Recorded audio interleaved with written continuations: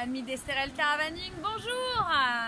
Alors on vous envoie aujourd'hui un rayon de soleil parce que chez nous, en plein hiver, sur la Côte d'Azur à Saint-Raphaël, c'est 300 jours de soleil par an. Alors aujourd'hui, ça ne sera pas un mardi à millipile comme les autres, je vais vous raconter une histoire. L'histoire de l'île d'Or. Elle est derrière vous et c'est pour vous.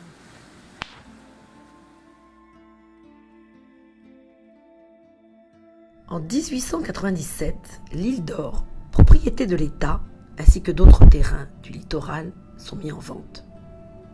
L'île est acquise aux enchères par l'architecte Léon Sergent, au prix de 280 francs. Oui, 280 francs. En 1909, elle est revendue au docteur Luto, qui fait construire la même année la tour telle que vous la voyez aujourd'hui.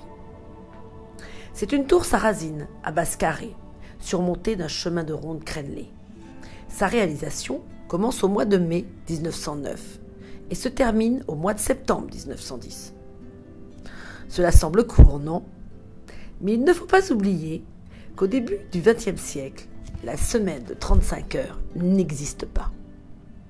Pour construire cette tour, il fallait transporter l'eau, le sable et ciment depuis la côte, ainsi que les poutrelles d'acier qui soutiendront les étages.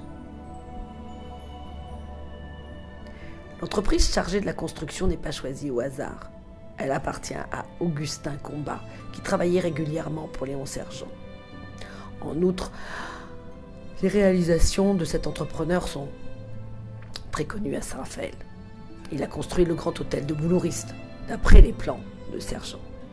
L'île d'Or et sa tour sont l'un des sites les plus photographiés du littoral et aussi une référence touristique et publicitaire pour Saint-Raphaël. Nombreux sont les films tant français qu'américains et autres où l'île d'Or apparaît. Son image fut longtemps présente dans les compartiments des wagons de la SNCF, de même que dans quelques halls de gare. La tour est inaugurée lors d'une fête organisée au chalet propriété de Luto, qui se trouvait juste au port du Poussail, au mois de septembre 2010. Il y rend hommage à une fillette du Dramont, Amélie Borgonnet, meilleure élève de l'école du quartier, élevée au rang, ce jour-là, mais juste pour ce jour-là, seulement au rang de princesse. À cette époque, et sur décision de son propriétaire, l'île aurait pris provisoirement le nom de Sainte-Amélie. Le 19 septembre 1913, un autre banquet plus somptueux, magnifique, est organisé par Auguste Luto pour fêter la venue de son frère Charles, le gouverneur d'Algérie. Pour donner plus de solennité à cet événement, le docteur Luto s'était autoproclamé Auguste Ier, roi de l'île d'Or. Un timbre représentant la tour sera émis ainsi qu'une monnaie commémorative. Outre Charles Luto, le général Gagnelli, toutes ces dames de Saint-Raphaël figuraient parmi les invités. Avant d'avoir affecté à l'Algérie, Charles Luto avait été préfet du Rhône en 1905. Il y avait fait la connaissance du général Gallieni, alors gouverneur militaire de la ville de Lyon. Les deux hommes se lièrent d'amitié et Charles Luto fut régulièrement accueilli au domicile du général à la Gamelle.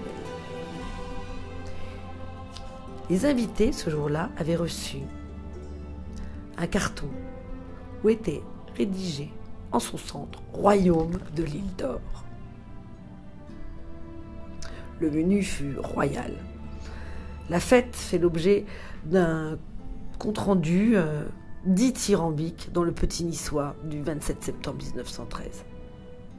Certains des invités se rendront sur l'île pour, du haut de la tour, profiter du point de vue exceptionnel que nous avons sur la ville de Saint-Raphaël. Ça vous a plu? À mardi prochain. Au revoir.